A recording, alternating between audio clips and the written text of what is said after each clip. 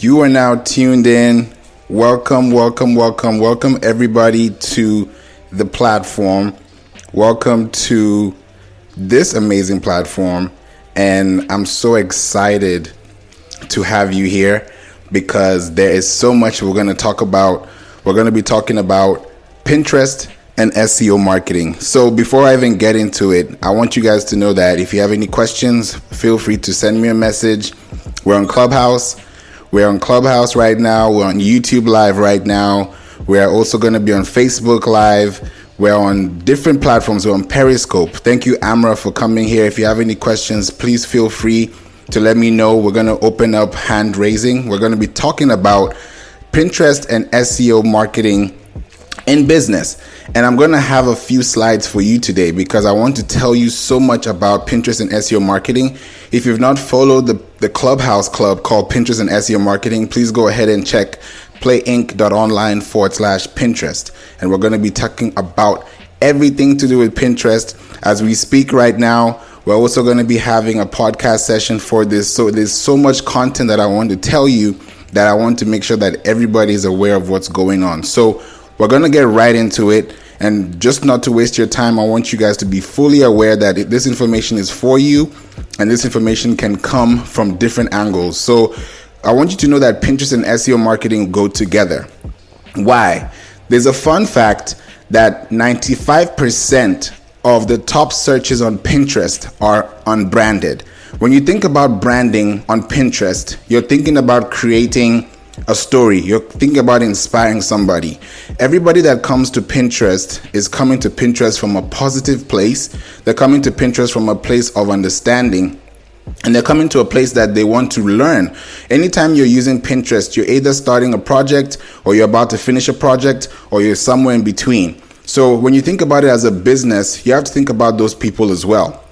The next thing I will tell you is that 98% of people say that they try new things based on what they find. When was the last time you started something for the first time on Instagram? When was the last time you started something for the first time on Facebook? When you think about platforms, you think about success, you think about story. So you think about building the relationship between your brand and the product. And this is what Pinterest marketing is all about. By the way, before we go too far, make sure you're able to check in. And yes, please ping people in. Thank you so much, Amra. I can see your messages coming in. Feel free to send me a DM because I'm live everywhere. I'm on YouTube, I'm on Facebook, I'm on podcast, I'm on Clubhouse. And there's so much information I want to tell you about. So please ping people into the room. Let your friends know. Share this even after this because there are going to be show notes that's going to be available at playinc.online/Clubhouse. In case you didn't know as well, we also have a course. We have a Pinterest course and it's going like crazy. It's called Pinterest Marketing and you can get there, especially the people that are part of the club, the people that are part of the membership on Clubhouse have a 50% off deal. And if you have that, if you want to be interested in it, please send me a DM saying Pinterest Marketing and I'll send you the code right through. Now, 98% of people say that they try new things based on what they find. Why do they say this? Because when you go on Pinterest, everybody says, hey, I'm going to Pinterest because I like this event. I want to know how this event is looking. I want to start putting myself out there.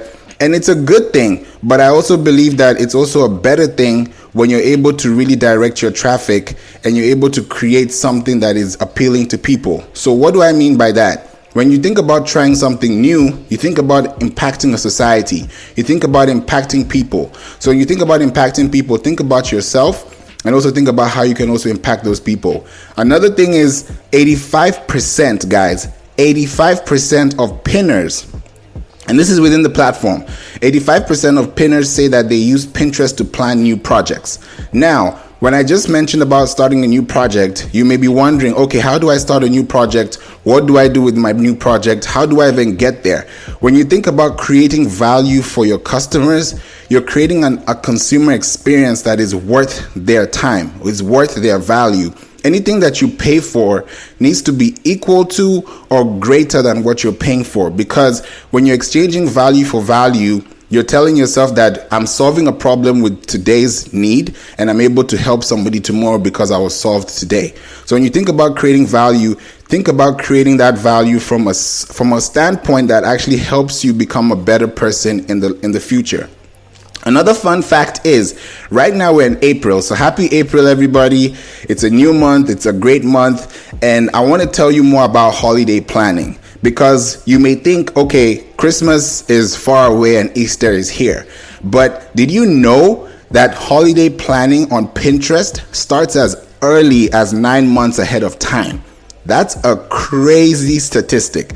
That's something that if you ever knew about, you can be able to really make sure that you have consistent value in your content and you're able to really drive the message forward. And how does this happen? This happens when you're able to be very specific on what you're trying to bring to the table. When you think about holiday planning, you think about planning ahead of time. If you're planning for a baby, you plan things ahead of time. If you're planning for a wedding, you have things ahead of time. If you're planning for a meal, if you're planning to eat something, you plan it ahead of time. So that's what Pinterest also does. You're able to plan everything ahead of time. Another fun fact is 8 in 10 Pinterest users use a platform that makes them feel positive. So if you feel bad about your day, if you feel demotivated, if you feel like somebody just annoyed you, if you feel like something is wrong with somebody, go on Pinterest. You'll realize that a lot of people use the platform to make them feel positive. Another thing that I want to make sure that you know is that Pinterest is a search engine, just like Google and YouTube. And we have social media channels like Facebook, Instagram, and Twitter. Those are amazing platforms, yes. But think about the value that you're bringing to the table when you're adding social medias with your search engine optimization tool. Now, I'm going to give you guys 12 steps. I promise to give 12 steps, and I'm going to make sure I make that promise today. The first step, and please take notes because we're going to open up the room very soon. By 12:30, we're going to open up the room. That's Eastern time. The first step everybody and anybody that is using Pinterest as a business should use it for is to start a business account with Pinterest. Why? If you don't know how to start a Pinterest business account, anything that you have on your platform, and you have to probably do this with your laptop. Don't do this with your phone. On your laptop, on your computer, make sure you go to Pinterest on the top right.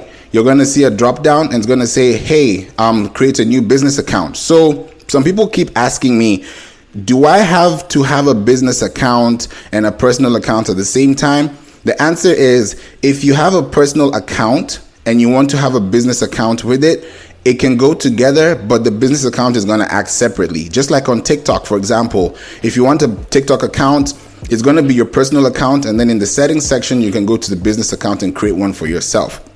So step 1, start a Pinterest business account. The earlier you start, the better. Now, step number 2, keyword optimize your bio. I'll say this again. Keyword optimize your bio, your description, your pins, and your boards. Why? When you optimize your keywords for descriptive text, you're telling the algorithm, I don't know if you ever knew this, but there's an AI on Pinterest. The name is called Pixie. And Pixie is able to find your pins and your boards based on the text that you give it. And there's a step that I'm going to talk about that's really going to help understand this process. So when you're keyword optimizing, you're using platforms like Ubersuggest. Shout out to Neil Patel. He has an amazing Chrome extension that you can use on your laptop and use Ubersuggest to understand what are the volumes of success. What are people searching for? Type anything on Google and see what the cost per click is. The higher it is with the higher volume, the more you're able to reach out people that are within your niche. When you think about going to Walmart or going to Target or going to any other your favorite store, when you go into an aisle and the aisle it has everything that you need, imagine finding something that is not supposed to be there. You're going to feel weird. You're going to feel like, this is not where I'm supposed to be, because you went to the aisle with an intention of finding something. So think about your Pinterest like that. When you're creating a step, when you're creating an aisle, when you're creating a board, these are things that people are going to follow. So whatever you're putting inside your board has to be making sense. And yes, you can pin anybody's board or anybody's pin, but think about this. When you click on that pin, and it takes them to a broken link or a spam link or somewhere that's not supposed to be working, you will tell yourself that you're actually hurting your algorithm, because if you do something like that, it clearly means that You don't know what you're posting. You don't know who you're posting for. And when you're sharing something with someone like I'm sharing with you today, you're sharing value. So if I share something on my pin and my board that's not giving me value, then I'm just wasting your time, and I don't want to do that. So make sure you optimize it and know what you're clicking. The next thing is make sure you use power words and emotional words. This is still step number 3. Make sure you use power words. Just go on Pinterest right now and type in power words. You're going to find a lot of power words, and those power words are going to help you strike an emotion, and make sure you're using between 1 to 2 sentences. The step 4 is use in-text graphics on your pins and use them as keywords. Why? Because I just mentioned about Pixie. Pixie is an AI, and Pixie is able to grab the text, the alt text, what is on the graphic. Let's say you're in a huge grass field, and this grass field is having a lot of potential, and let's say you just think about putting the word grass on it. Now you've enhanced the word grass with a picture of grass in your AI. So if somebody's going to search for the word grass, they're going to find you because you were so optimistic about your situation and the problem solving plan that the person was able to find what they were looking for and then pin it to their board. If somebody pins something to their board, it means that you're offering value to the system. You're offering value to the entertainment platform. So think about those things when you're actually creating value. The step number 5, this is a huge step. Utilize your story pins. Utilize your story pins. Why? Just like we have Instagram today, Instagram has Reels and TikTok has videos. Now, Pinterest has story pins, and story pins have just been introduced recently. And when you think about working with an AI system and working with people that are actually helping you grow, you will see that when you use your story pins, you're going to attract more people at a faster rate than doing it as an ordinary static pin. Why? Because pins are always going to be there, but if you're able to utilize your story pins, you're able to create value over time. And when you do that consistently, you don't have to post every time, but the way you're posting, because you're not deleting your posts or your pins, you have to make sure that they're always keyword optimized. Step number 6 is claim your website and social media accounts. Now, this is a very critical part of your Pinterest for business process. Why? Because when you're creating a process, you're creating something that is valuable to someone, and they're able to see what you're doing without you having to think about, the end result. When you think about your website, you're creating a website for someone to come to. If I'm inviting you to my home and my home is not made the way it's supposed to be or the way I know it's supposed to be, I'm not going to invite you, but I'm going to invite you when I'm fully confident that everything in this house is supposed to be there and I have everything in control. That's the same way you should control your website and control your social media accounts. Now, when you go to the settings of the business account on Pinterest, you will see that there's claim your website, there's claim your Instagram, there's claim your YouTube, and I believe there's also claim your Etsy if you have an Etsy account. Now, when you claim those accounts to your Pinterest, you're literally telling Pinterest that 1, I'm the owner, 2, I'm the one that's supplying the information, and 3, I'm the one that is in this business that is focused on this particular product. So when you think about adding value, you're creating an impression over time. You're creating something that people are going to be able to see, and they're going to be able to understand where you're coming from when you're able to claim those things. And it also benefits you because Pinterest has ads. And if you don't connect your pins to your website, you're really much losing at this point because you're just like everybody else. You should be better than the next competitor because your competitors is what should be giving you fuel. If you're able to have a website that is controlled, that is claimed, and that is a social media account, then what you're telling Google, what you're telling the AI system, what you're telling Pixie is that you have a website, you have control of your content, and you have a social media account outside Pinterest. So think about those things. Step number 7. We're almost getting to 12 because I'm going to open up the floor for questions because I really want to answer everybody's question today. Number 7, start with 5 to 10 boards. I'll give you an example. Go to Target's Pinterest, for example, and see how beautifully they actually create their content. When you see that they are keyword optimized, you have text and graphics, you have boards. Think about your boards like aisles. That's actually what I got to learn recently. When you think about your boards like an aisle, when you go to a Kroger, when you go to H-E-B, wherever you are, when you think about creating boards, think about those boards like different departments. For example, in your house, you have a closet for your shirts, you have a closet for maybe your swimsuit gear, you maybe have a closet for, you may have the same closet, but the way it's arranged inside that closet is entirely based on how you set it up. So when you think about creating those boards, make sure that if it's a store, let's say it's a luxury store, you're going to have a jewelry section, you're going to have watches, you're going to have maybe clothes, you're going to have something that is keyword optimized, especially when you use Pinterest trends. When you're doing that consistently, you're literally telling Google and you're telling Pixie and you're telling Pinterest AI that, hey, I'm in charge of my content, I know what I'm posting, and I know where it's going. And when you're able to do that consistently, your boards are going to start being filled up with context that is related to your board, that's also related to your message. And when you do that consistently, people are going to love you for it because they know that this person is not here to play.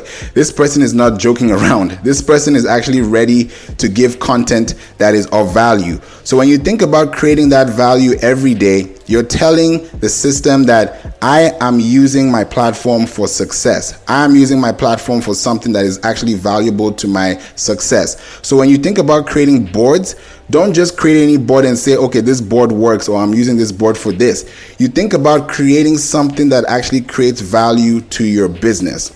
Step number 8, use standard photo, video, carousels, and collections. What do I mean?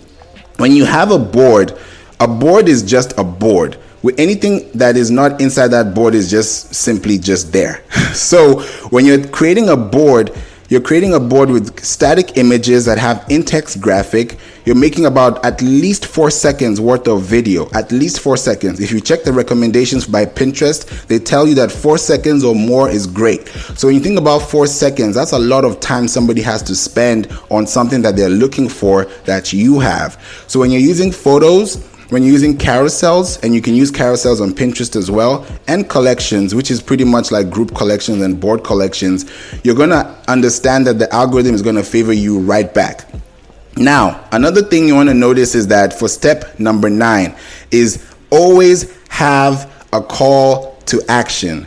Always have a call to action. Why?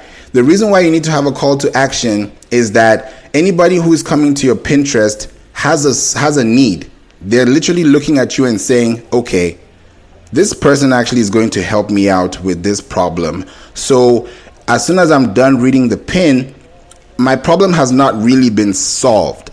So if you click on the call to action, which is a clickable pin, and you take them to your website or to your YouTube channel. By the way, if you have a board that says YouTube and you do YouTube videos, that's a very good board for you because it's really ranking on Pinterest trends right now. So when you think about that, have a call to action. Have a meaningful post. Make it 1 to 2 sentences. Don't stress yourself out trying to figure out, okay, am I saying the right thing? Am I not saying the right thing? Be very specific on what you're doing. And that's also going to bring a lot of trust. People are going to know you, they're going to like you, and they're going to want to follow you. We all know each other from a place, but if we're able to connect together as a group, it's going to do a lot of good for us in the end when you're actually creating value for people that are actually needing that problem. That's step number 9. Always have a call to action. Never run a pin without a pin that's going to take them somewhere outside the website or outside Pinterest itself, because that's just going to hurt your algorithm. Step number 10. This is the best step to me, and hands down, this is the best step to me. You're also in the Pinterest and SEO marketing room. If you're here, please make sure you pull to refresh. Follow the club, and because of you're a huge part of this club, if you can text me and DM me and say Pinterest marketing, and I'm also going to give you the membership access code to the course. You can also get it at playinc.online/Pinterest, but you can also be able to get the 50% off coupon because you're a member of the club. Now, step number 10. This is a great one, and I don't think people do this a lot. Create a secret test board. Now, what do I mean? When you create a test board that is secret, it means that one, Pinterest is not taking it outside of it's not taking it to your public site, it's keeping it within your profile. Now, try this. Just try this random thing and you'll see what happens. When you go to your test board, create a pin. Don't add any description. Don't add any keyword. Just literally upload it just like that to your test board, not to your public board, please. When you do that to your test board, what you're going to realize is that the AI, Pixie, is going to match your pin, which is your picture or your video, to other related sources without looking at the keyword and without looking at the descriptions. And how you can test to know that this pin is going to work for you is when you do that with no description and you can see that the related images that are coming to your board are literally the same thing that you're posting. For example, if I post a pin with no description and all I have there is a plate of rice, literally a plate of rice that looks very good, good lighting, a really good picture, put it in your test board and then see the other images that come next to it.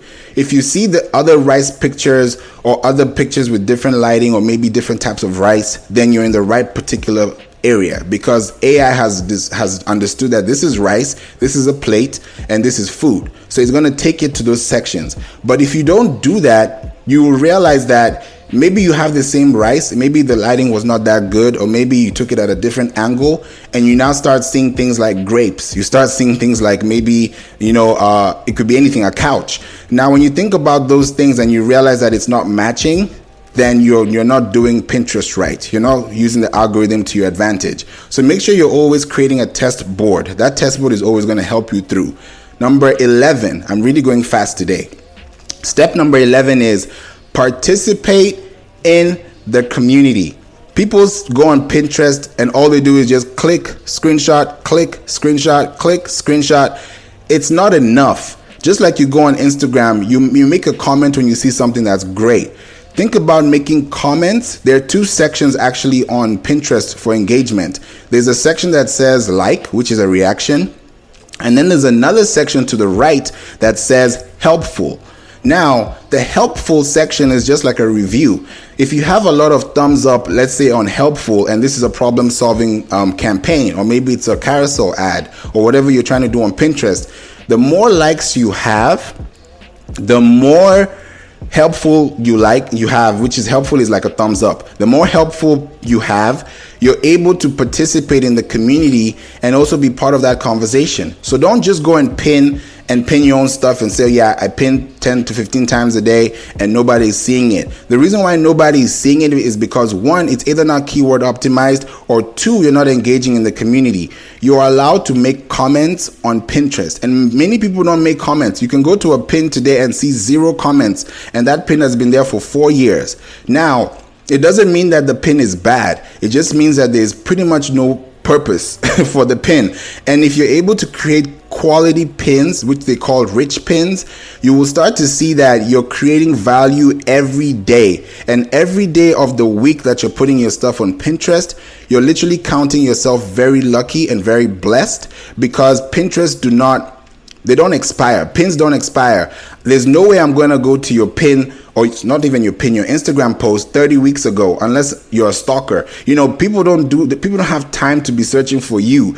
People have time to be searching for what they need at the time they need it the most. So if you're able to offer value consistently and participate in the community, like their posts, comment on their posts, make sure that it's helpful, save it to your boards, make sure that it goes to the right boards, and you're doing it also for your business, you're going to thrive completely. You're going to really, really thrive. Now, we got 5 more minutes before I open up the room so that we can, answer questions for the rest of the hour, because I want to answer everybody's question that's coming here.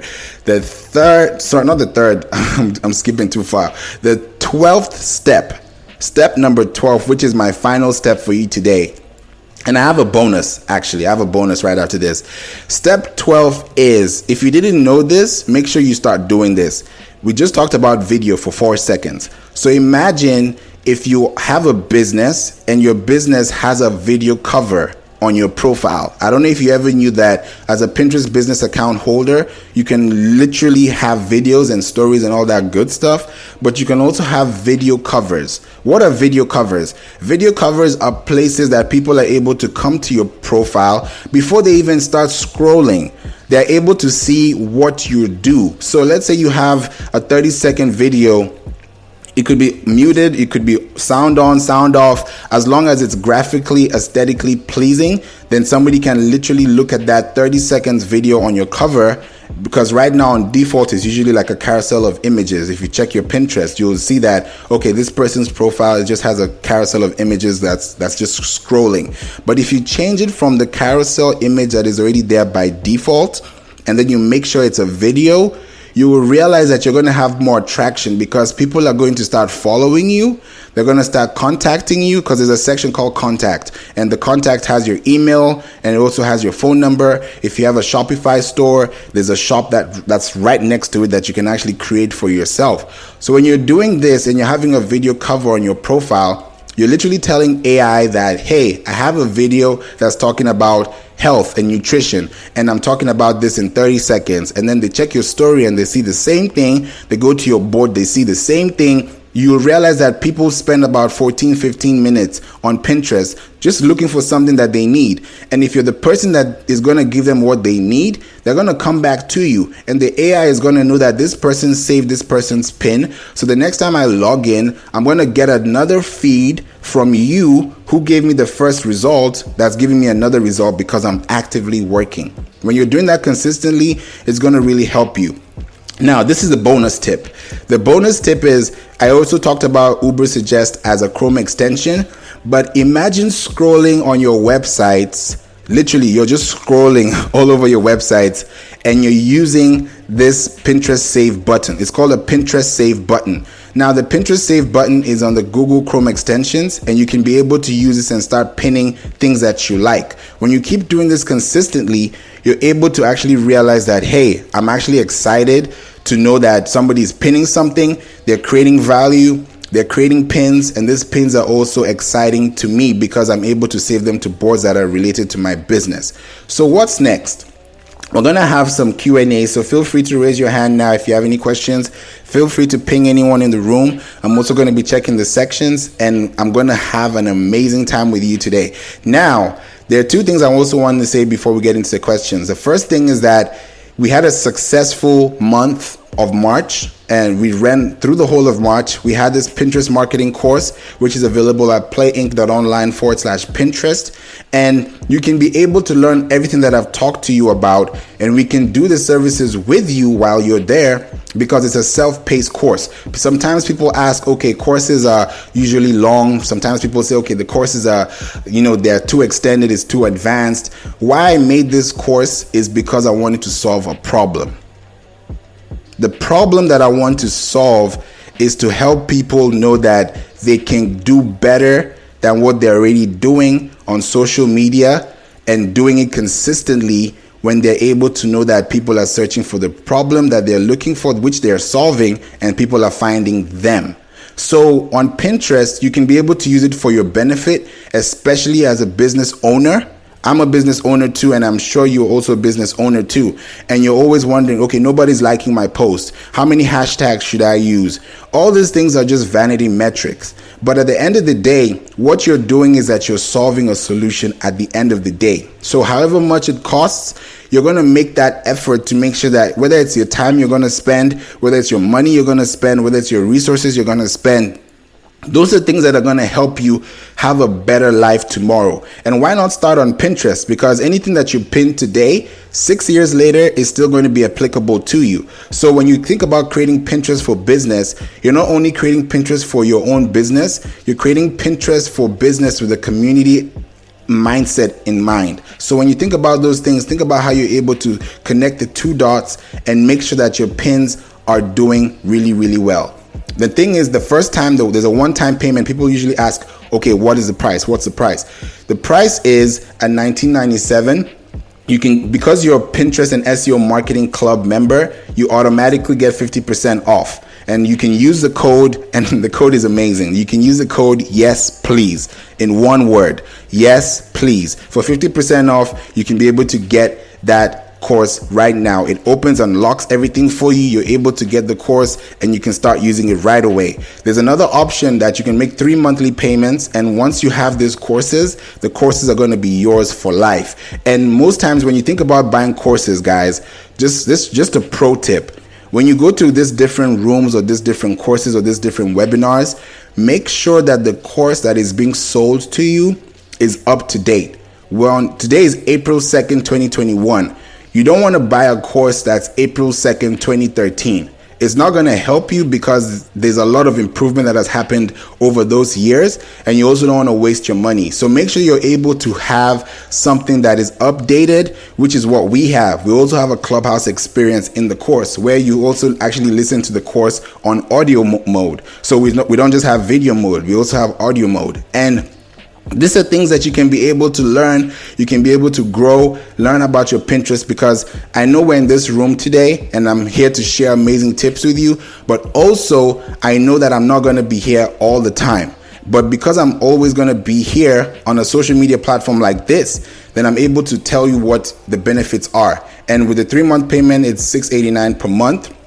You make 3 payments. If you're using the code yes please, 50% off, you have that right at your door. So you can be able to do these things for yourself, build a lot of attraction, build a lot of story, build things that are actually valuable to you, because at the end of the day, this is going to help you tomorrow. I'm not doing this to have a show. I'm not doing this for clout. I'm doing this simply because I know that there is a need. Anytime there's a need, there's a solution. And if nobody steps up, somebody is going to step up. And I'm the one that's stepping up right now to bring this to your attention. So there's so much value that you can have by being part of this community, because it's not just about, oh, you have the course, you're in, or you have a Pinterest account, you're pinning every day. It can get tiring, guys. It can get tiring. Trust me. I've been there. I've been at a place where I'm so tired, I don't want to do anything. I just want to sit down and just watch TV, binge something on Netflix and call it a day. But the same person, my innermost being, is telling me if I don't do something like this today, somebody is going to get hurt. Somebody is going to make a step that they would have avoided if I didn't intervene at the right time. So that is why I'm so particular on giving you guys value on a consistent basis, so that you can be able to learn how to use your business and how to grow. So make sure you're able to get into these platforms, because these platforms are going to help you. Pinterest is the way to go, guys. And people always talk about Pinterest and forget about places like LinkedIn. Shout out to Gary V. He always talks about Pinterest, LinkedIn, TikTok, Clubhouse now, all these social media platforms that are always emerging. But when you think about creating value, you're creating value from your innermost being. And your innermost being is a place that you have been residing for a long time, that is supposed to come out and give somebody value. And that's why we do this on a consistent basis, because I'm going to be doing this every week. By God's grace, I'm going to be here every week, giving you guys tips, giving you guys tutorials. That's why I'm not only doing this on Clubhouse. That's why I'm not only doing this on YouTube. Thank you guys so much for the comments I'm getting, for the, for the shares, for the pings. This is information that is valuable to you. And if I'm able to spend 30 minutes to an hour just talking about Pinterest, talking about the value of giving, then there's nothing to lose. There's really nothing to lose. At this point, if you have any questions, please feel free to ask me. Please raise your hands. The room is now open. If you have any questions, I would definitely love to help you all and give you exactly the values that we discussed. So I'm going to run over the points one more time, just from 1 to 12 before we close, because I'm not going to keep us in this room for too long. I made sure that I wanted to make this really tight, concise. I don't want to spend 24 hours on this room. I know everybody has something to do. It's a Friday, but I also wanted to give value where value is due. So the first step, I'm going to go back and I'm going to make this very quickly. The first step is start a Pinterest business account. The second step is keyword optimize your bio, your descriptions, and your pins. Step number 3, which is also with step number 2, I'll actually call this step number 2, keyword optimize your bio, descriptions, pins, and boards by using power words, emotional words, and having at least 1 to 2 sentences. The third step is Actually, there was Pinterest business account, keyword optimize, use in-text graphics on your pins. Make sure you use in-text graphics, and also use Pinterest trends. That's also going to help you as well. Utilize your story pins. Make sure you're able to claim your website and your social media accounts. Start with 5 to 10 boards. Think about it as an aisle. Use standard photos, videos, carousels, and collections. Always have a call to action, and a call to action is always going to help you do much better than a regular pin. Have a test board. I talked about this test board. Make sure you're using this test board to your advantage, because that's really going to help you scale, especially when you're batch content creating. Then participate in the community. Make sure you're able to use the likes, the comments, the engagement. Make sure you're able to do this consistently. And then use your video covers on your profile. Those are things that are going to help you. They're going to help you grow. They're going to help you stay consistent. And never, ever, ever, guys, never delete your pins. If you want to delete something from your feed, I'd suggest you either take it to your secret board or you archive it. If you're able to do either of those two options, those are going to really help you today. So with that being said, my name is Favor A.G.E, and I am the Pinterest and SEO Marketing Club founder on Clubhouse. And also, we have Work and Play Entertainment, which is a digital marketing agency, and we deal with specifically website treatments. We also deal with brand management. We help you create your products. If you don't have a logo, if you don't have anything that is standard for your business branding solution, we're able to help you through data-driven solutions. We're able to use SEO. Read the description in my bio so you can learn more about what I do, what I love to talk about, and I'm always here to help. So with that being said, I'm going to be quiet for 10 to 20 seconds. If anybody has a question, raise your hands up and I'll be able to bring you up on stage. If we have no questions, then I'll be closing the room. So we have 10 to 20 seconds. So here we go.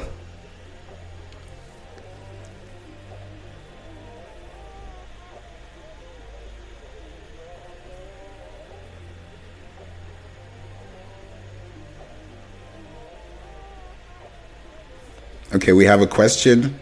Hey, Christina. Welcome to the stage. Are you there? Hey, Christina.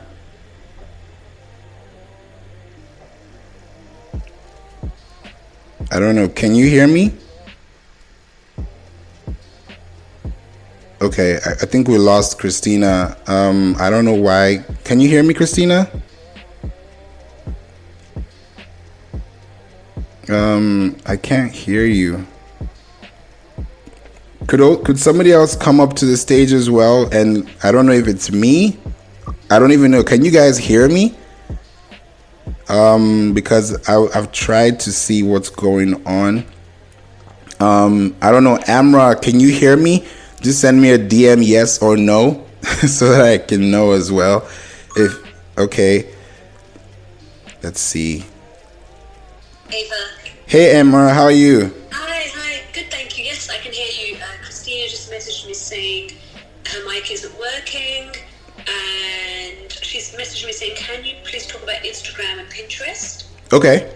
What specifically about Pinterest? If you talk about Instagram pictures on being on Pinterest, something like that. That's just her messages coming through. Okay, thank you so much for the question. So for Pinterest and Instagram, even if you don't have a website, Christina's back. Hey, Christina. If you don't have a website, you can still use your Instagram to leverage. There's an amazing woman. Her name is Kate Kesey, and we've hosted rooms together, and she does a lot of amazing decor, and she's been able to use her Instagram, and she's also been able to use her Pinterest together. So when you think about creating content, you can be able to connect. First of all, claim your Instagram account, because that's going to help you. Just like you're able to claim a Pinterest account to your website, it's the same way that Pinterest allows you to connect to your Instagram. And if you don't have a website, you can literally say, okay, I have a reel that's 30 seconds, and then I'll probably take 10 seconds to my pin and then repin it. And when you pin it to your board, you can literally put the destination link and send them right back to your Instagram. or you could set them to your YouTube, because what that does is that it shows that you're authentic. It shows that you're the person that actually posted it, and it actually adds value to you, because anything that you pin on Pinterest that has a connection with an external website, whether it's your website or a social media website like Facebook or Instagram or YouTube, those are the things that are going to help you scale, because the more consistently you post, the more it's going to recognize, which is Pixie, that you're doing something consistently. And then within your niche, people are going to start finding you when your keywords are optimized for that search result. Does that answer her question? Yay. Okay, yeah, she used the microphone. Yes, definitely. I would definitely say that Instagram is a great source with Pinterest, because when you use your Pinterest account correctly, it's like a reverse engineering process for me. That's what I've come to realize, that when you use your Pinterest, it's more like a reverse engineering process, because anything that you're trying to post today, tomorrow, next year, anything that you want to post out there has already been posted before by someone in some way or fashion. But because you're part of the creators club, you're part of someone that is actually creating content within a community, and you now put your own spice to it, you actually start adding value, because now whoever is looking for this information is finding you first because you had your keywords optimized.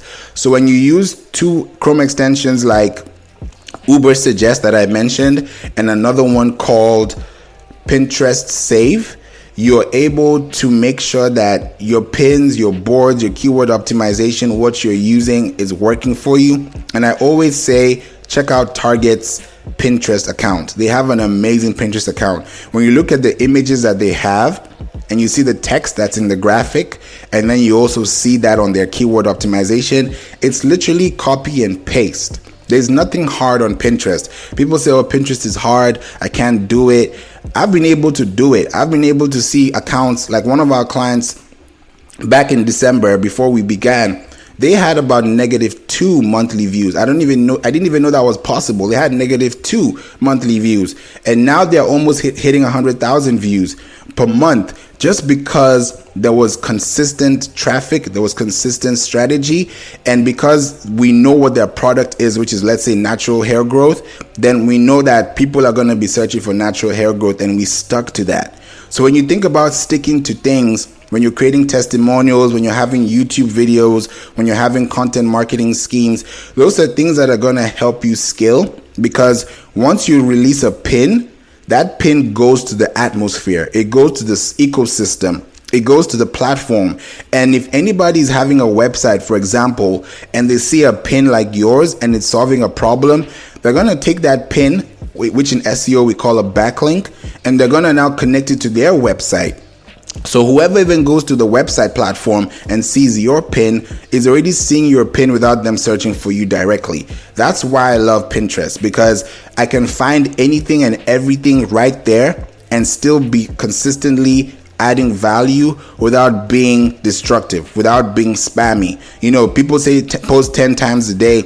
That's not being spammy on Pinterest. That's just being strategic. If you want to post once, you can post once. But at the end of the day, think about your goals, think about where you're going, and think about why you're using Pinterest, and it will definitely help you along the way. Fantastic, thank you so much. Christina, would you like to answer, or should I ask a question? You might as well answer, as it was your question. Yeah, if Christina has any question, yeah, you can send a message through DM and I'll... Oh, I still can't hear you. Let me message you. Okay, I'll wait. Zalkia and Dr. Sumbo, if you have any questions, please feel free to raise your hand, because we'd definitely love to answer your questions. I don't know if you have a Pinterest account, and if you do, you could also let me know so that I can also check your Pinterest account right now and also maybe give you some real-time tips on what to actually do, because another thing that most people don't realize is that Pinterest is a search engine. It's a positive platform. It's a platform where people actually learn how to do things consistently and stick to it. So if you have a Pinterest account, you should be knowing this, that your Pinterest account is going to be different from another person's Pinterest account. Because if your dealing with food and someone else is dealing with gardening, you're going to have two complete different audiences. And sometimes people say, oh, the Pinterest is only for women, Pinterest is only for mothers. There's a statistic that just came out last month. Pinterest for Business actually released an article, and you can check, and they said that there's a growing number of guys that are actually using Pinterest for their accounts. So when you think about social media, never box social media into one thing. Just like people used to say, okay, TikTok is for kids. Now you're seeing professionals on TikTok. Now you're seeing billionaires on TikTok. So never underestimate the value of a social media or a search engine, because it is not conditioned to a human being. It's conditioned to an ecosystem. And that ecosystem works with you every day, every time when you're creating content. And I'll give you a practical example. If you're thinking about user-generated content, for example, and you're like, oh, I don't know what to talk about. I have everything I want to say, but I don't know how to put it together. Go to Pinterest. Go to Pinterest trends. See what is trending over there. See what you can be able to do and add value. And once you're doing that consistently, you'll get motivated. I talked about this earlier, and I said about 8 to 10 people are inspired on Pinterest. Pinterest is a positive place, so you're not going to see any negative news. You're not going to see any negative things, because the platform in itself is a positive platform. You can go to any other platform and get both good news and bad news, but Pinterest is a place that if you have good news, you're always inspired. That's why they focus on inspiration. You can't be inspired by something that happened badly. You can only be motivated to do something better when you're on Pinterest. So Pinterest is the way to go, because there's a lot of content that is there for you to see. And for you to start growing on Pinterest organically, we're not even talking about ads, because ads is just an added sauce. It's just a bonus to your strategy. But when you think about organic search, you can be found so much faster on Pinterest than you can be found on any other platform. And TikTok is a good platform you can be found on, but you have to post at least 3 times a day. So when you think about what is organically working and where people can find you, especially a year or two after, the platform is definitely Pinterest. So that's what I would say. It's no longer a social media account. It's your search engine connected to your website, which is your property domain, which is your goal, and it's something that you should actually be able to do on a consistent basis.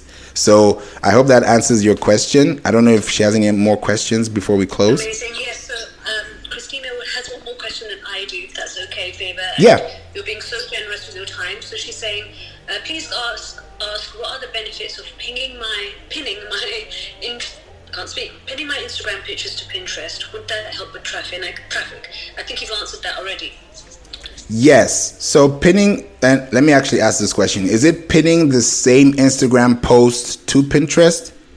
I think so. I believe so. Okay. Yes, it's very much okay. It's very possible. If you think about all the stuff that you've done, even if you go all the way back to your 50 weeks post or your 30 weeks post, and you post it on Pinterest and you send them right back to that same Instagram post, which every Instagram post has a link. So if you're able to copy that link and then send them to your Pinterest account and send them right back to your Instagram, you're literally growing on 2 soils. Literally, you're growing on Instagram soil and you're growing on Pinterest soil. And when you're doing those 2 consistently together, you're telling the algorithm, you're telling Pixie, you're telling the AI that I'm the person to come to when this content is discussed, because I'm the person that has all the information, or probably the most beneficial information for the person at that time. So yes, it is possible to post your Instagram post on Pinterest. And another thing is that they also have carousels. You can build a carousel on Pinterest. So anything that you have on your Instagram as a carousel, you can do the same thing on your Instagram, and it's going to work to your advantage. So there's so much value that you can be able to get from just being on the platform. It helps a lot. It really helps the procedures. It helps with how you're able to even articulate yourself. Even if you have questions, you can go to our website like answerthepublic.com, and it's going to ask you all types of things. It's going to, like, let's say you want to talk about marketing. It's going to have all the questions for your marketing, and you can be able to answer them accordingly. So I'm definitely excited to see what you have. If you have a Pinterest account, please send me a DM so I can actually check it out and help you as well. If you have any other questions, you could DM me. Amra, you said you had a question too. Yes. And also, a favor, could you please repeat what you just mentioned, that where you could ask the marketing questions? I'm just making notes. Okay. The place you can go to, it's called answerthepublic.com. Answerthepublic.com. It's an amazing platform where you can ask any question if you're in any country in the world, and maybe put between 1 to 2 words. But even before you ask the question, I would highly recommend that you use a search word that has high volume. And how you can know that word has high volume is if you have a Chrome extension called Uber Suggest. Now, Uber Suggest, if you go on google.com and type in Uber Suggest Chrome extension, you're going to find it. And when you find it, it's going to now link you to the Chrome extensions manager, and you can now add it to your Chrome dashboard. When you do that and you go on Google and type in hair benefits, for example, you're going to see all types of related searches on the right side. And then the one that has a high cost per click and the one that has a high volume with a low SEO difficulty just means the higher you go, the more competitive it is. You're able to rank better when you're able to use those keywords on your website, use those keywords in your description text, use those keywords on your pins. You'll realize that you're creating an omni-channel experience, which is just meaning that you have a seamless experience with your customers wherever they find you online. So whether it's a podcast, whether it's a blog, whether it's a picture on Instagram, even if you have a website, you can literally connect your Instagram picture and embed the code to your blog, and also embed the pin to your blog, which is also going to rank on Google. So at the end of the day, your goal is to rank on Google for something that you're specific in. So when you're able to do those things, image, video, those two things work to your advantage for sure. Hope that answers your question. I'm sure it did for Christina. You are honestly so knowledgeable, Favor. Thank you so much. If you have time, I have a question. I think Jungle does too. I invited him to the room. He's a business owner. And my quick question is, so I work in the corporate sector normally, and I work in the strategy side of things, doing marketing, communication strategy, channels. So if I make recommendations on, say, Pinterest as a channel for a major brand, because they want to be more customer-centric, reach maybe a different audience, or even Generation Z, X, Y, or Z, any advice on that, like how they can utilize Pinterest to either, for SEO optimization, so they have a double whammy with SEO and Pinterest, which will connect and bring their traffic to their website, or just to have more brand awareness, use it as a brand awareness tool. Does that make sense? Yeah. Basically, using this platform, because it's quite neglected in a lot of brands, communication strategy or marketing strategy, to appeal to a different audience or all audiences, maybe connected to what they search when it comes up. So if it's the latest phone or, a beauty product, somebody types it in and then they come up in the search results because they have Pinterest boards. Do you have any suggestions on that, or any tips and tricks on how to incorporate that in their communications and contact strategy? Oh, yes, definitely. I would say this first, that there's a statistic from Pinterest that came out that says 95% of the top searches on Pinterest are unbranded. They're unbranded, which is just telling you that there is no competition. Actually, let me say there is competition, but it's low competition, because you're not really now focusing on the brand. You're more so focusing on the solution. And before somebody gets that solution, you as a business is a byproduct to that solution. So I would definitely suggest that businesses online or in corporate should have a Pinterest account. Why? Because every business has a website. Every legit business, every established business, every aspiring, thriving, developed business has a website somewhere on the net. And when you think about websites, the next thing that should come to your attention are blogs.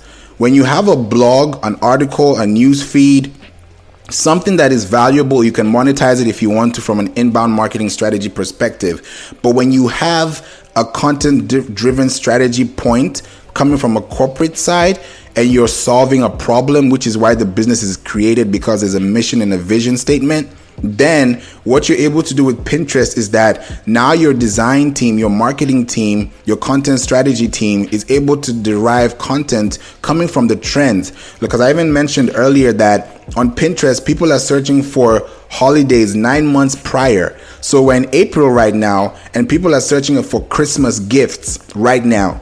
It's amazing that Pinterest is a search engine and it's underutilized, because if you really want to scale on your website, scale as an SEO practitioner, or scale just in volume as far as searches as searches are concerned, then you will realize that when you use your Pinterest account, especially Pinterest for Business account, and you have videos, you have tutorials, you have maybe problem solving solutions, maybe someone doesn't know how to get to your office and they check your Pinterest or they check a blog and they see something visual, people are able to connect quicker. Because when you're visual, as human beings, we're very visual. Some people are maybe not as visual. They could be maybe auditory, or they could be kinetic. It could be anything. But the visual aspect, because all of us are able to, see things and understand while we hear them, is why Pinterest is very important. Because the text messages you have on your boards,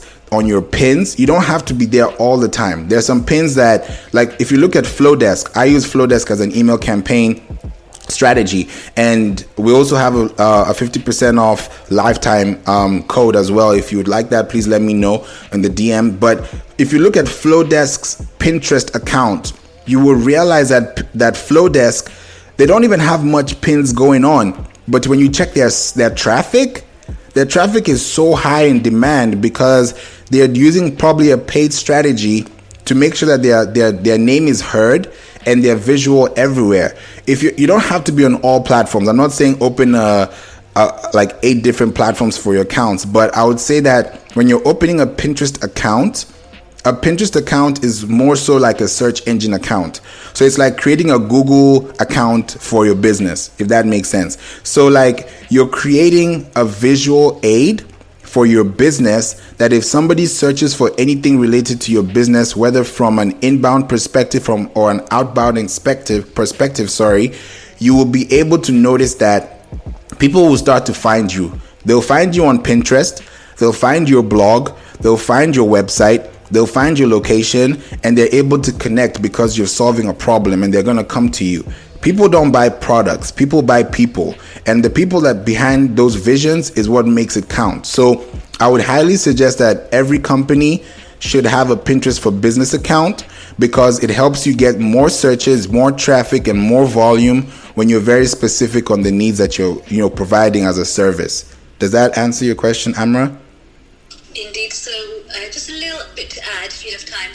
So say if I was a business, big global brand, and I get onto Pinterest for a business account, open up account.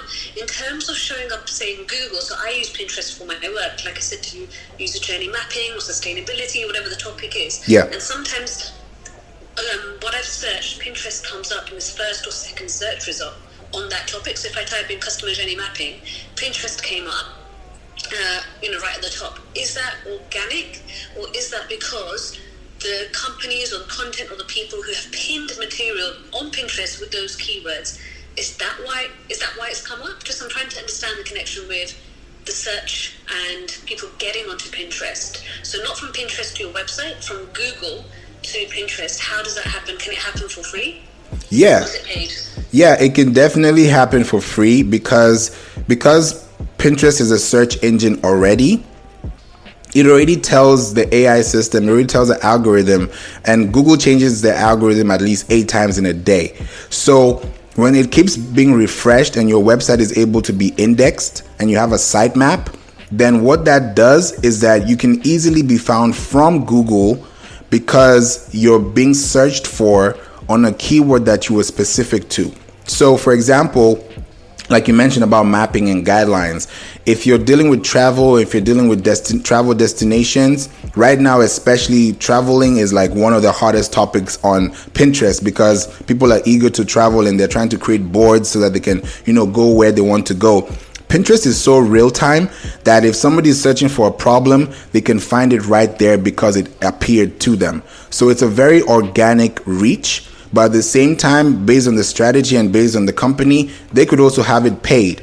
And if you notice this as well, if you run a Google ad, you will realize that Google ads, they work, but people don't really click on the first 3 lines that says, Google ads. They'd rather click on the organic search because they don't want to be taken into an ad that's going to now be repurposed as a dynamic marketing for them. They don't want to do that. They just want to get their problem solved by asking a query or a search query on the site. So if you've connected to your Google Analytics and you've also connected to your Google Search Console on your website, and you're now having pins that are connected to your blogs that are talking about topics that are related to what your website offers or what your business offers overall, then people are going to start finding you because you were specific in your keyword title, you were specific in your keyword description, you were specific in your alternative text description, and you were focused also on your website destination link. If your website is abc.com/, the word that follows that / is going to be keyword optimized as well. So when you're creating that content, when you're creating that website, when you're creating that URL is specific to that need. So you can be talking about beans when you're trying to talk about hospitality management. Those are 2 different things, and the algorithm will not work to your advantage.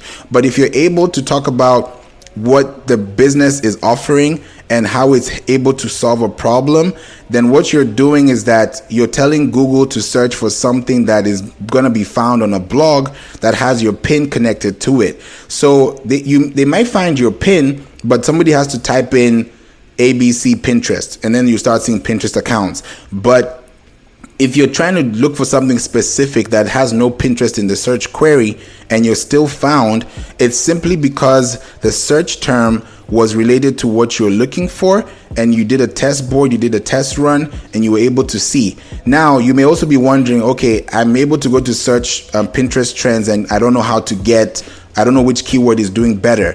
I would say this, if you have a Pinterest for Business account, click on the keywords that you're looking for. After you've gone to Answer the Public or Pinterest Trends, go to the ad section and then put in the keyword in the ad section. It's literally going to tell you the exact number, or maybe let's say a broad number of the search volume inside Pinterest.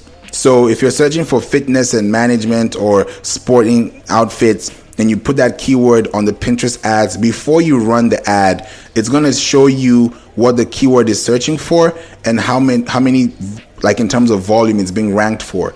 So when you think about those metrics and you're able to know that you're not too far and you're not too close, you're right in the middle, which also has a scalability for you, it just tells you that you have to be as organically descriptive as possible, so that when somebody's searching for something, your image, your text, your keyword, your description, and your destination link all have the same thing together. And when you keep doing that consistently, the AI will recognize that you're very specified in your field of expertise, and they're able to help you scale further.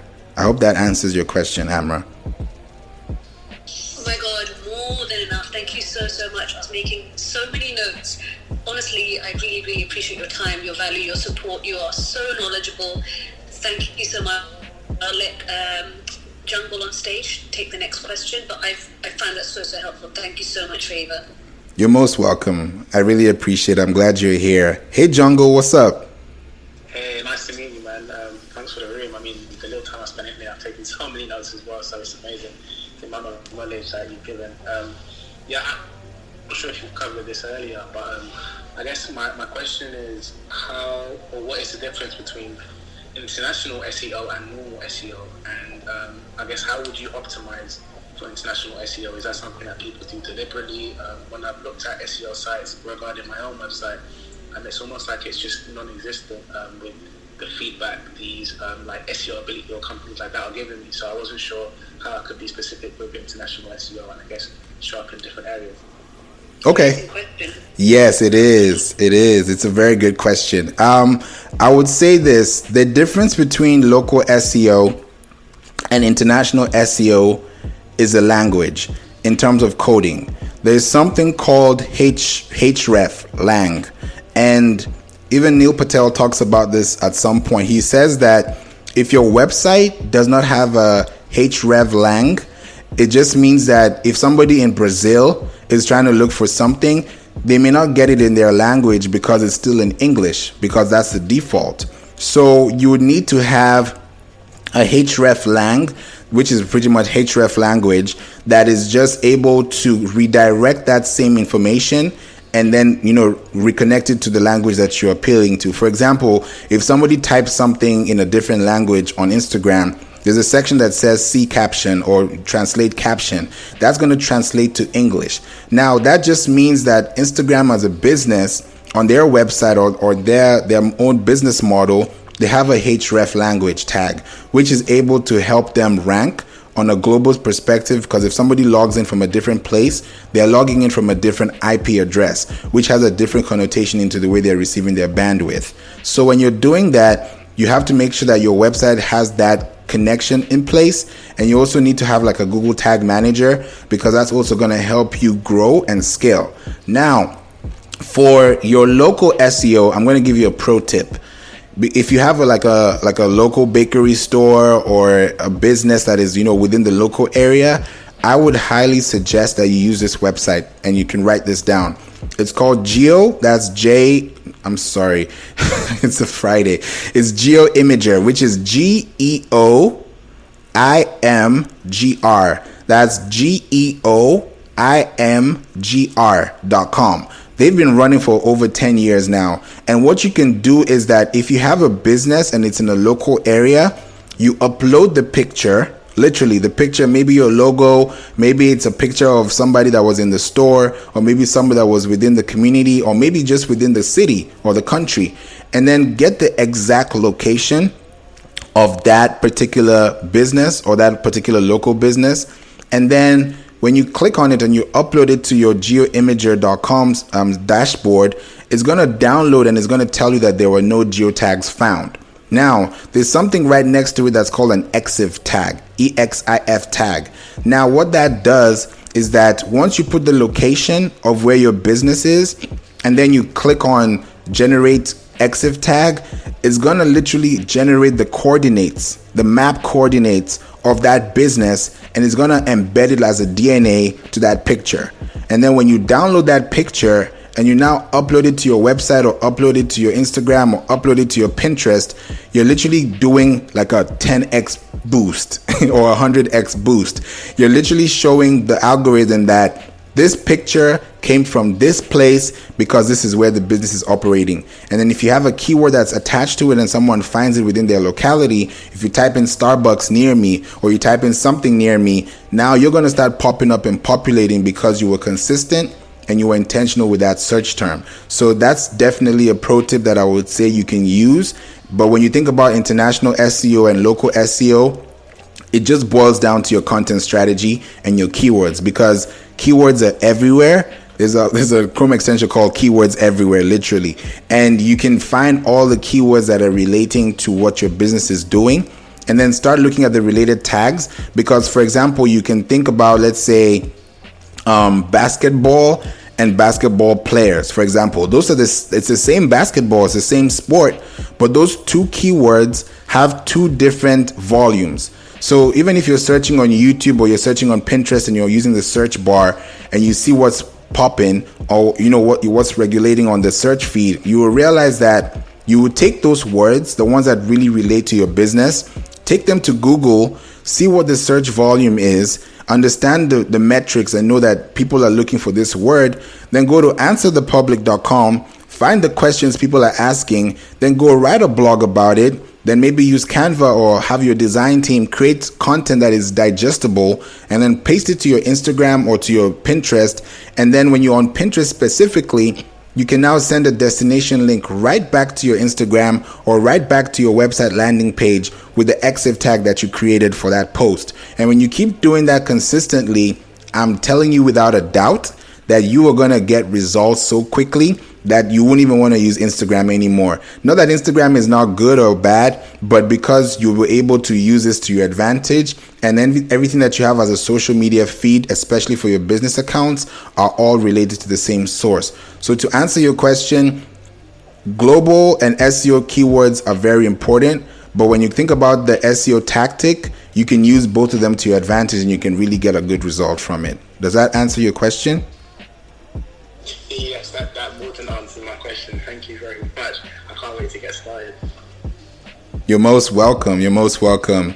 This is an amazing room. I think I'm going to be doing this every week. This is the Pinterest and SEO Marketing Club. I'm the founder of this club, and feel free to follow this club. Just tap on the green Monopoly house and, scroll down, and we can be able to answer your questions at any time.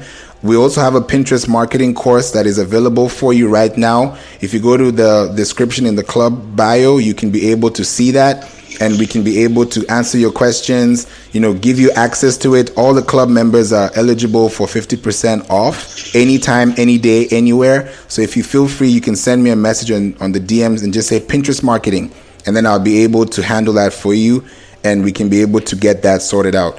So, hey Vinay, how are you? Hey, good man. Thank you. Thanks for all the information. Really appreciate it. I've been kind of in and out on calls, so I may have missed a bunch of stuff, but I would love to introduce myself, and I totally agree with you on how powerful Pinterest is. Hey, buddy, I think you're okay. Yeah, I just took him out. Sorry about that. No, that's okay. I'm sure it was an accident. Yeah. But yeah, I really agree with the power of Pinterest and how undervalued it is. I help brands with social media marketing as well, and Pinterest is one of the platforms that I really push clients to get on, and even like do the basics, like claim your website on there and then watch Google Analytics to see how traffic Pinterest is sending. Even if like spending small amounts on ads, I feel like spending that money on Pinterest versus on other platforms, you gain a lot more traction. Not necessarily conversion, but definitely a lot more traction coming in from Pinterest, and I've seen that. I would love to, I have one question for you, and it may or may not be relevant. I had suggested to clients also and done it for them using this website or app called Pin Groupie, just to find and post pin relevant content onto boards, like you can save content as opposed to posting your original content. Is that something you recommend? I just feel like it would drive more people to your page and just get more views on your profile, and hopefully more people converting from there. That's a very strong point you mentioned. Pin Groupie, yes, I would definitely say it's a good platform because it's also recommended by Tailwind, and Tailwind is a trusted source. So you can definitely use Pin Groupie and just share your information and let people know what you're about and how you can be able to use your business accordingly. So in terms of traffic, because Tailwind deals with communities and tribes, you can definitely use that. But just recently, I got to know that for Pinterest and making sure you're able to have scheduling, I don't know if it's changed, but just recently, and I've also been hearing in other rooms, I was also hearing that when you have a Pinterest account and you're scheduling pins from Tailwind, you might not get the reach that you're looking for because Pinterest is trying to make sure that you can post natively.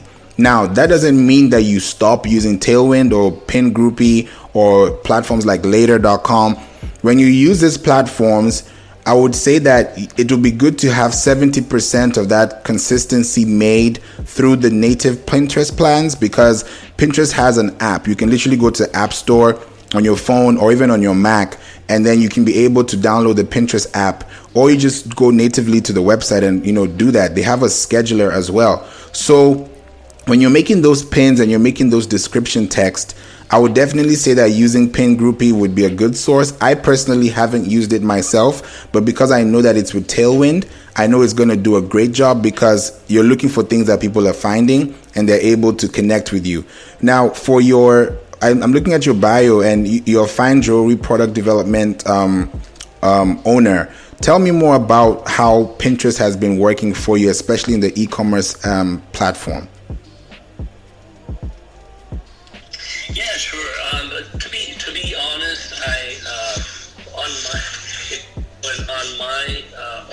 businesses. My main business is B2B and it's wholesale. So I have my few set of clients, which I'm happy with, and I'm not really looking out for more. So I'm not very active on social media. I do have a different arm of my business where I help some of my jewelry clients to actually create a presence online.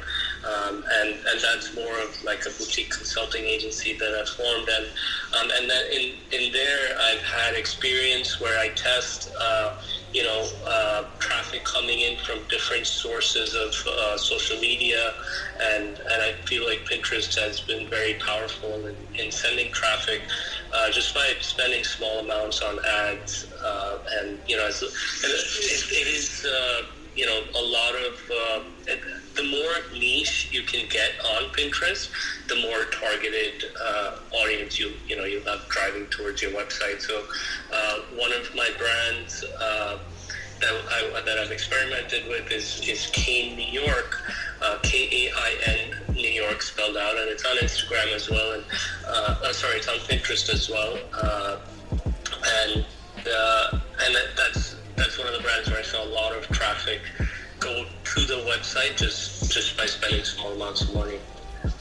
That's a fact. And I'm actually looking at Kain New York right now, and I can see, I think they're opening soon. They're having I looked at their website, they're probably waiting to open, but I can see their website as well. Yeah. Just to touch on what you said when it comes to advertising. Now, there are places on, even LinkedIn just reduced their cost per click so that you can be more specifically targeted on the platform. But as far as cost per clicks and conversion value, the highest lifetime value that I would definitely recommend is Pinterest, like you said, because you can spend literally $1 a day, spend $30 in a month, and in that month you have accumulated, I don't know, only God knows how many views you can get. But the only way to convert those views is if you have a claimed website, because when they come to your account, when they see your ad, when they engage with your post, they want to learn more. And whenever you're on Pinterest, you never really get the full solution until you've really done your research. So when you're creating that contextual information for people, then you're telling the people that I'm the person that you need to come to when you're looking for something like this. But the only way they can find you is when they search for something that is keyword optimized. And the people who are searching for these things, they don't even know that, they don't know the difference between a keyword and a word description. So you as a business owner should place yourself into the hands of the end consumer and give them value when they're able to search for something that is unbranded, like a watch or jewelry, or maybe they're looking for rings or engagement rings. Things like those are very generic when they're typed. But when the results come out, they're very keyword optimized. So the person that is using this keyword search to their advantage is the person that is really focused on the niche. Just like you said, the more specific you are on this platform, the more results you get. If you're dealing with makeup, stick to it. Don't go to hair. Stick with makeup. If you're thinking about hotels, stay in hotels. Don't go too far. But if you're thinking about creating content within what you have, you will realize that there's so much you can do with that one piece of content that can really drive a lot of traffic, because Pinterest is a positive place. It's a place that you're solving problems. It's a place that you're actually participating in the community and you're building interest. So when you think about your advertising campaign, and let's say you're running it to your Instagram, for example, like Christina said, if you're running it to your Instagram and you're running it from Pinterest, you're going to get so much more value, because one, people are going to find your Instagram. They're going to follow you if they're on Instagram. Two, you're going to be gaining more eyeballs on Pinterest. And then three, you're already having a site that's authoritative in your keyword specific term. So when you think about creating value, you're thinking about putting those things together, and having a website is just the best part, because your website is pretty much your land. And that's what I tell most people. I even tell our clients that when you have a website, you have land. And that land, you can do anything with it from a digital virtual perspective. And if you're doing it correctly, the right people are going to come to you. because they've been able to find you based on the search that you put out there. If I'm talking about Pinterest and SEO marketing, I was even looking at YouTube today and I typed in Pinterest and SEO marketing, and I didn't even do much SEO traffic or boosting, and I could see myself on the search results, not because I was trying to be ranking, but because I was specific to what I was searching for. And I know people are going to be searching for these terms either now or in the future. So my goal right now is to repurpose content and give people as much as possible so that they can also feel valued and they can also feel like they're actually being of value to the people that they're serving to. So for you, Vinay, you talked about, jewelry. That's a big place, especially on Pinterest. If you go on Pinterest right now and you look at jewelry, there are all types. There are very much many options. But what makes you stand out are these two things. One, if you have a picture that has an in-text graphic that is keyword optimized for the search that people are looking for with a high volume, then somebody can click on your picture first because it's a bright image. It has a call to action, and you can also have a call to action on your image. You don't have to have a call to action on your description. You can also have a call to action on your image. So you can literally have an image and in the middle it says buy now, or it says learn more, or sign up. Something that is very visual that somebody can put. Look at Spotify, for example. If you're looking at a Spotify ad, just for example, you will see that they have the picture of the whatever product it is. They have a picture of the product, they have the text in there, and they have a little button. That button tells you to click now or learn more. That you can literally click on that button, but because it's visually there and it's been attached as a link, then it's going to take you to the place you're looking for. So when you're creating these things, apart from Instagram, because you can't click and it takes you somewhere unless you're in the bio, or you use later.com and they have this thing called link in bio. If you look at the Shade Room, for example, they have that as an option. They have link in bio. So when you have a clickable picture, a clickable visual that has the in-text graphic to it, you're adding value. And the second thing that to make you stand out is if you're able to use 2:3 ratio. So that means using carousel images or picture images that have a 2:3 ratio, which is vertical images.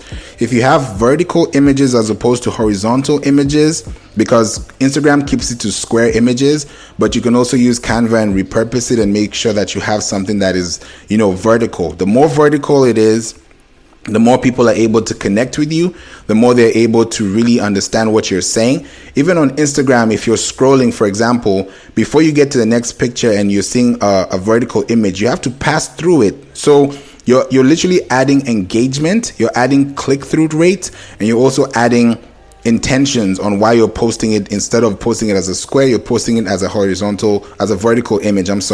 So when you post a vertical image, have an in-text graphic to it with a call to action, and that clickable pin takes you to a destination that is legit, especially your website or your Instagram or your TikTok or anything or your link tree even.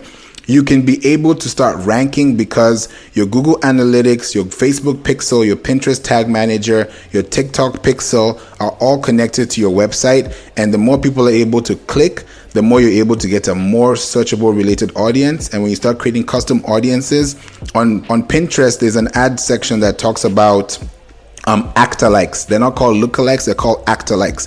And those are just based on consumer behavior and interests. So when you think about putting those things all together as a recipe for your success, I'm definitely sure that you can be able to achieve those results. So I'm definitely looking forward to seeing more of your pins, Vinay, because we need more of your jewelry things out there. We need to see more of those amazing fiery things, because we never know what we're going to see until we see them, right? Great, yeah, thanks, man. Yeah, absolutely. Definitely gonna get on it. So, I do have a question though, coming back to something you mentioned. Like, if you, for example, if you're in makeup, don't do hair.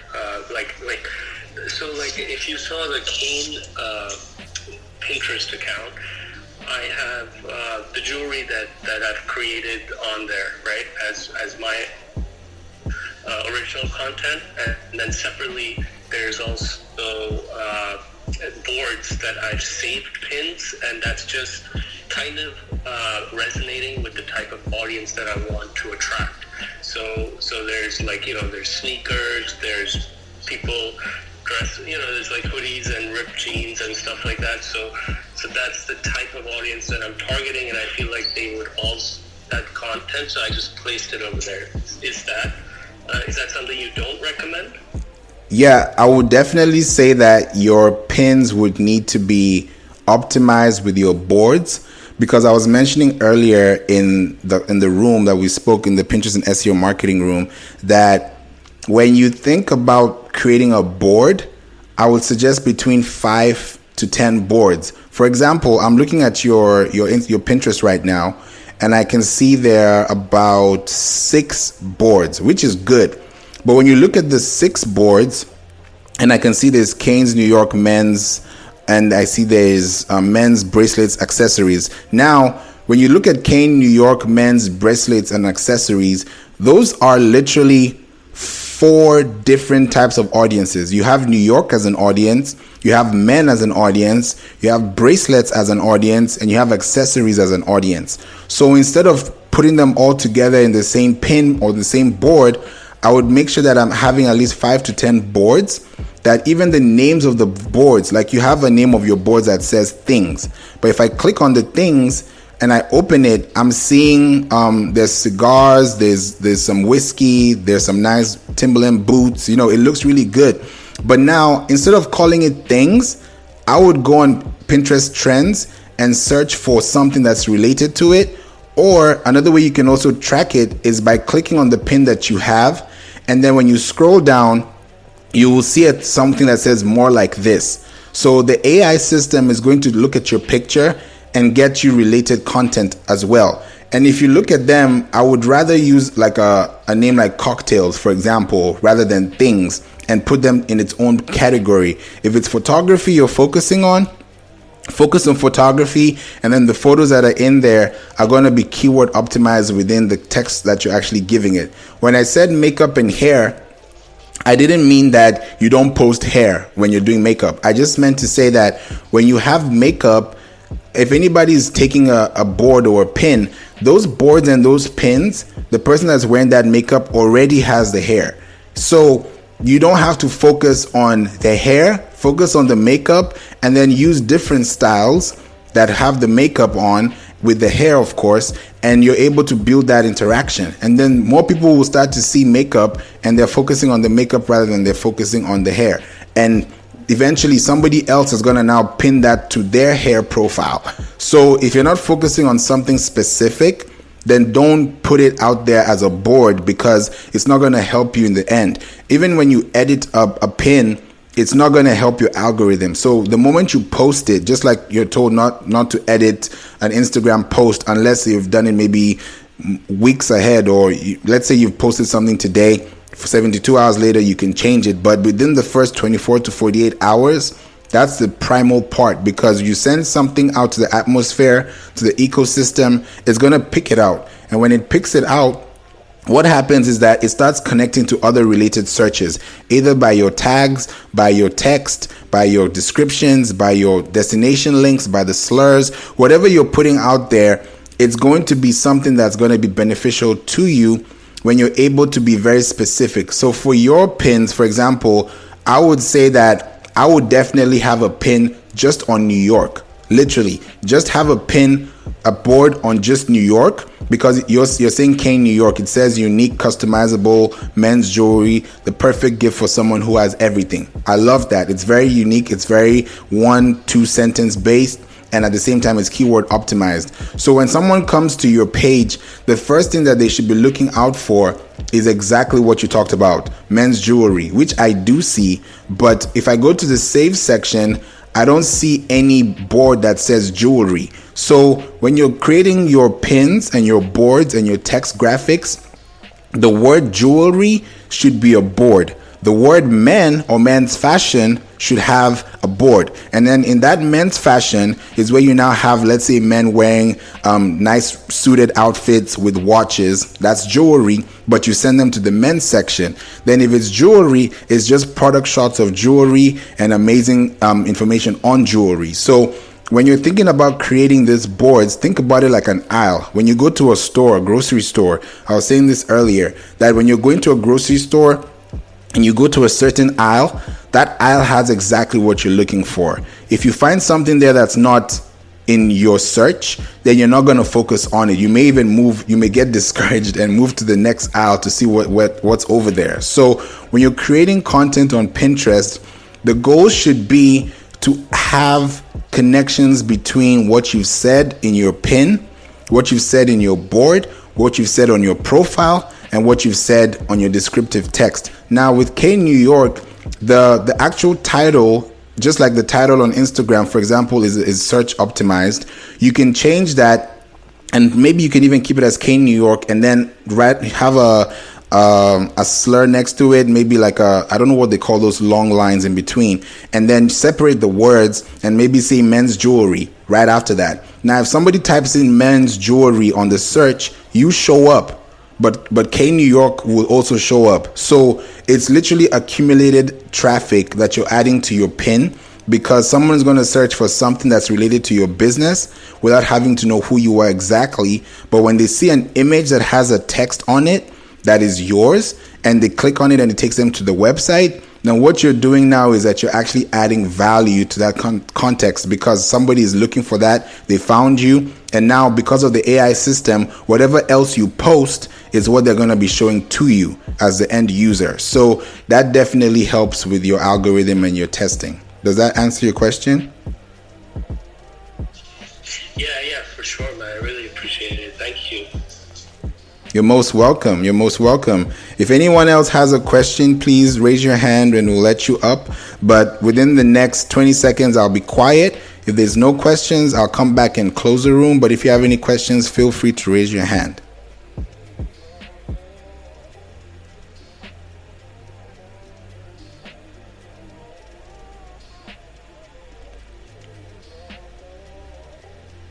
Okay, we have one more question from Leonard.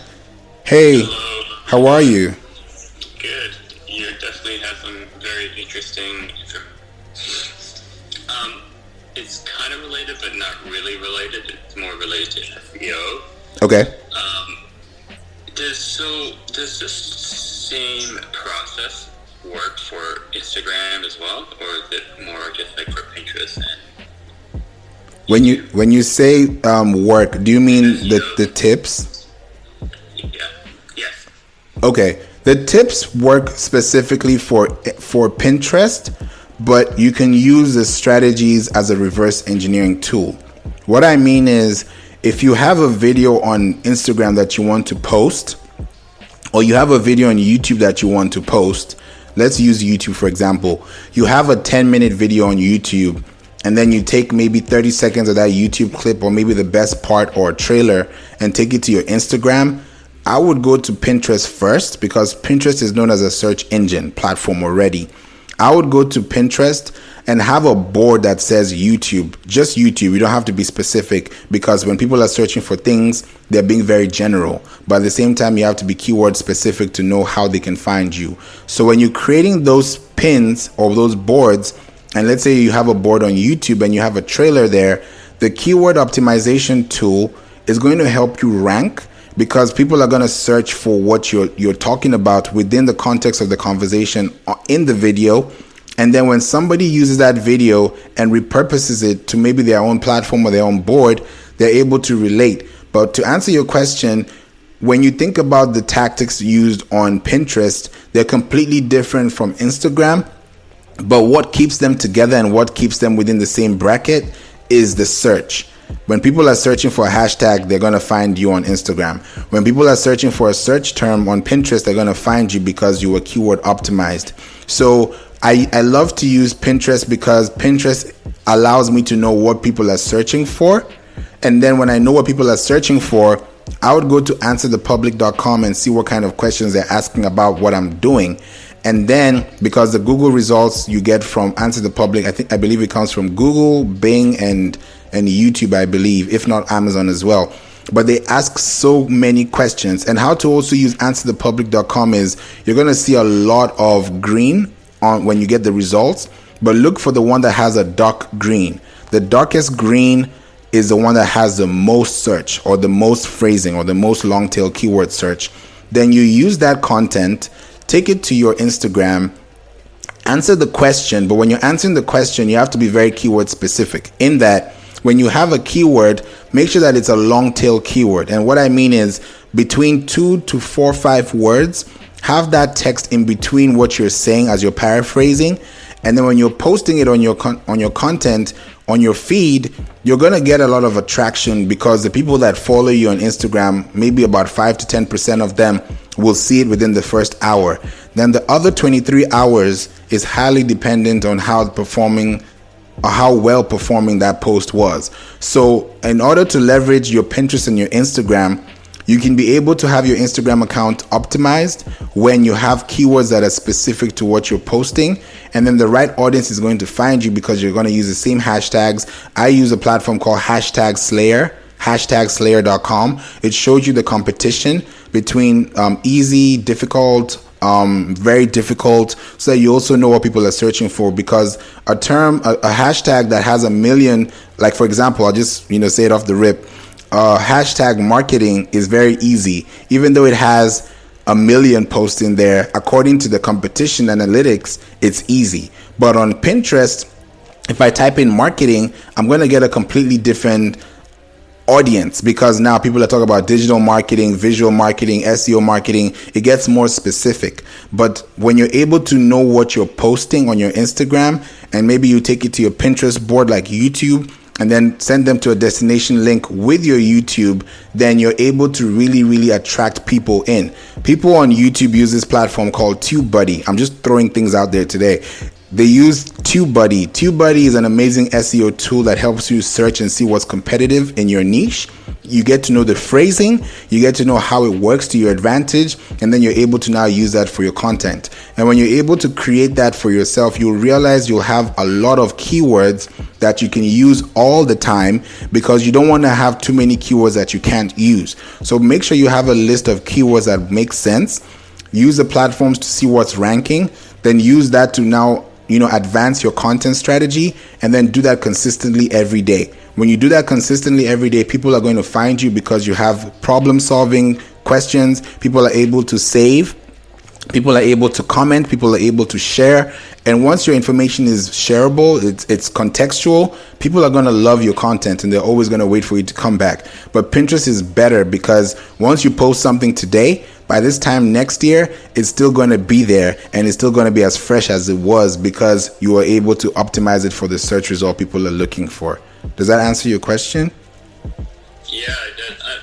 Actually, that leads me to another question, actually. Okay. I'm curious, because I know you can tag photos. So, like, for example, if you uploaded a photo to Pinterest, and would it help if you embed tags into your photo when you upload it?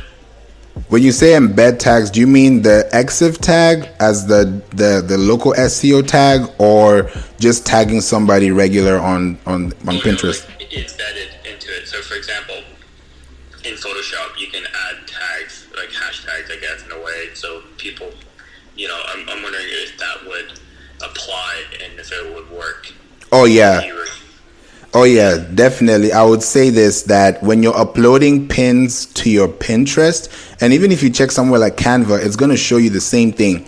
When you're uploading pins, or when you're uploading videos to your YouTube or to your Instagram or to your Pinterest especially, the file name, like you mentioned, the meta tag definitely helps, but meta tags on Pinterest don't really help, because meta tags is just for websites and coding. So Pinterest does not pick up on meta tags. They pick up on keywords and alt text. So if you're using those meta tags, those meta tag descriptions can be turned into alt text, which you can now use on Instagram and on Pinterest. But now when you use your file photos, let's say it's a picture of a BMW, whatever brand it is, whatever model it is, you will realize that when you type in those words to your file name, which is not even way before you even upload it, you have it on your laptop, you type in the name, and now you have that word keyword optimized in your file name, what's going to happen is that it's also going to help you in your search results, because instead of having a picture that you downloaded from your camera and has DSC_123, and you change that to maybe wedding photography by Leonard, for example, hypothetically speaking. Now what you've done is you've added an extra bonus to your keyword optimization, because when you upload it, the AI is going to pick up all the text, it's going to pick up all the descriptions and those things that are going to help you boost. It's not just about the picture, it's not just about the destination link, it's also about how you were prepared before you posted it. So the meta tags do not work specifically for Pinterest, but they do work when you think about creating alt text on your Pinterest for visuals. And right now, stories and videos are ruling the day on Pinterest. So if you have a lot of stories, you're able to bring that up for sure. And Amra said I should bring up Zeddy, so I'm going to invite him to speak. But Leonard, Called me out. no problem. No problem. I got you. Leonard. David, what was that website? You said TubeBuddy. What does that show you again? TubeBuddy? So TubeBuddy is a YouTube SEO tool. TubeBuddy.com. It's a Chrome extension tool that you have to sign in with your Google account. And then what happens is whenever you search any video on YouTube, on the right side, it's going to populate the amount of social shares it gets, maybe on Facebook, on Reddit, on Twitter, how many mentions it gets, that specific URL on YouTube. And then the tags, like Leonard is mentioning, the tags now come into YouTube, where you're going to see what tags are ranking. Because a tag like shoes and maybe a tag like shoe runner, those have two different audiences with two different volumes. But when you know what's working for you, the TubeBuddy is going to help you know what you're missing. And it helps you also to optimize so that you can always have your videos on 100%. There's an SEO score on every video on YouTube. Either people know it or they don't know it. There is a score. So that score is what helps the algorithm understand whether this tag is relevant to this content and is also relevant to the captions. Because when you use platforms like those, it's now telling the platform that, hey, I have ABC to work with, and this tags is related to this context, so it's able to pick it up, because without me speaking, it can already read all the textual information I have as a graphic. So that's how the photos and the videos can definitely help with your social media practice. So yeah, Leonard, does that help as well? Yeah, it does. Thank you very much. You're welcome. Wait, sorry. I should do one thing. It does help, but I'm just curious. So alt tags mean it's like it's just embedded into the actual naming of the folder or file, or alt text is just known as alternative text, and what that is just for accessibility. So let's say that if there are people that probably can't read or they can't write, they have that tool there. Initially, primarily was there so that people can be able to find those search terms by the accessibility options. Even on your iPhone, you have accessibility. It's just extra tools that are given to enhance whatever is already working. So to the benefit of your account, or to the benefit of whoever is going to search for what you're looking for, is able to track that when there's alternative text, which also just means that it is just a platform that allows you to describe the photo descriptively, so that if it's a yellow sun with green grass, it's literally that. And when you're able to describe the photo as is, and then maybe you can use your keyword in between, but the whole essence of the alt text is to make sure that when somebody is using it, they can be able to find it. One way you can also search that is if you go on your Chrome and you go to any picture and you right click, or if you have a Mac, you can use two fingers and click down. You will realize that there's a section called Inspect Element. Now, when you click on Inspect Element, what happens there is that you're going to see a section that has a code, a source code, and that source code is called alt text. So you're going to see the exact words that you described. If it's Doritos, you will see literally orange Doritos packet. You're going to see something that's very specific. It didn't really say what it is, but it's described what it is without having to be keyword or brand specific. So whatever is on your image, whatever is as a text on your image, you can be able to now bring that out and also create value for it by, having the alt text there. You don't always have to have it, but it's an added tool because it's also available on Instagram and it's also available on Pinterest as well. So that's what you can use it for. Yeah, I got you. Okay, thank you. You're welcome. Hey, Zeddy, what's up? Hey. Hey, how are you? Good. Such a really, I would say, really insightful session. Thank you so much for sharing. Yeah, been taking notes and learning a lot from you. You're welcome. Do you have any question? Specifically not. I feel like you've covered a lot of the areas that I actually wanted to have questions on. But yeah, thank you so much for that. You're welcome. And feel free if you really want to get in touch with this Pinterest course, because what I'm talking about today is all in the course. And if you join as a member, Pinterest and SEO Marketing Club as a member, you're eligible 100% for 50% off the course. And you just have to DM me the word Pinterest marketing. I'll send you the link and I'll also send you the code so that you can be able to use and then start getting in there, because it's a self-paced online course where you're able to learn everything that I'm talking about. There are also some copywriting tools that I also talk about in there, which I can't talk about here because that's like a gold mine. There's some place there. We also have extension tools that are able to help you even get email addresses from your LinkedIn, and also get email addresses on websites that you're able to really rank for. And if you're looking for like a specific person in this specific field, you can be able to find that, because the whole point of giving this value is so that you can reach your goals, and everybody has a goal to reach. So my goal is to help you find your goal. And by you finding your goal, by using the tactics that I've used as an experience, I can also learn from you at some point, because at the end of the day, we're all sharing value here and everybody is a genius. So I'm all here to just give the information as much as I can and just be, valuable with it. So it's been a pleasure connecting with you all. I definitely look forward to seeing you in the other rooms.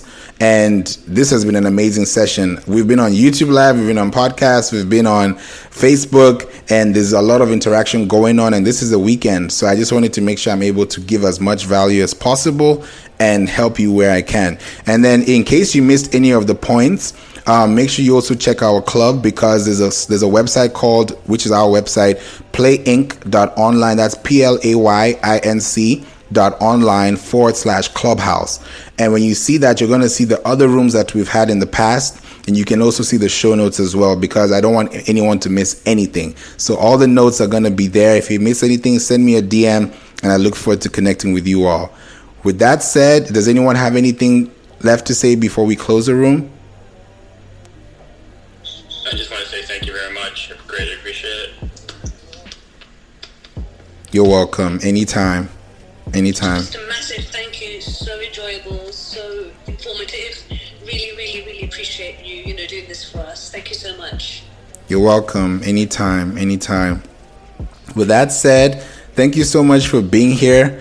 We were the last 6 in the room. I really appreciate it. I'm glad I was able to offer value.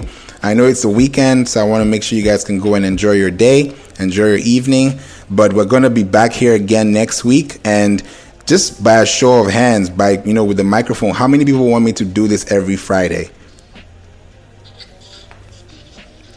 Okay. Okay. So I'm going to be coming back here every Friday. I'm going to make it something that's going to be recurring every Friday at 12 o'clock p.m. Eastern time, so that we can all be here, answer questions, and I'm really able to help you all. So thank you so much for your responses. I'm going to be back again, and I promise you I'm going to be back with another amazing tip. And then if you have any questions about what we talked about today, go and apply those things, apply them, understand them. If you're in the course, you have a complimentary call with me as many times as possible if you get stuck, because I'm here to help and I'm able to, give you the results that you're looking for within the time frame that you have as a milestone. So you guys have a wonderful day. Enjoy yourselves. Take care. Be safe out there. And I'm looking forward to seeing you next week. And also another thing is on Monday. Monday is the 4th or the 5th. I can't remember. But all the information as far as the rooms that are going to be coming are always going to be in the description. So if you PTR you'll always find the next room. So I'm going to schedule this for next week right after this so that you guys can also know that we're going to be here for you. So thank you so much once again. I'm about to close the room, and have a wonderful, wonderful weekend. Take care, everybody. Bye.